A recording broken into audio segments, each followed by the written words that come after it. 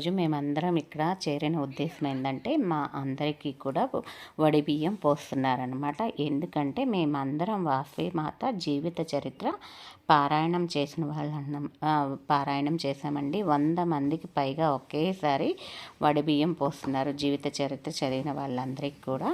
నేను first time ఇలా ఇంతమందికి ఒకేసారి చేయటం చూశానన్నమాట. ఈ కార్యక్రమం అన్నది చాలా బాగా జరిగిందండి.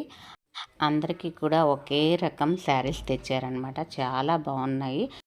ఈ కార్యక్రమం కోసం ఈ అక్క వాళ్ళంతా కూడా ఒక 10 డేస్ నుంచి ఎంతో కష్టపడుతున్నారండి. ఎవరికి ఏ లోటు రాకుండా చూసుకోవటానికి వాళ్ళంతా కూడా ఇంట్లో పనులు ముగించుకొని ఇక్కడికి వచ్చి అన్ని సదుపాయాలు సమకూర్చారండి. ఎవరికి ఏ ఇబ్బంది లేకుండా పూజ అంతా అయిపోయిన తర్వాత అమ్మవారికి హారతి ఇచ్చి తీర్థ ప్రసాదాలు స్వీకరించామండి. ఈ కార్యక్రమం ఎంత బాగా జరగటానికి అక్క వాళ్ళే కారణం అండి, మెయిన్ ఇంపార్టెంట్ అనమాట.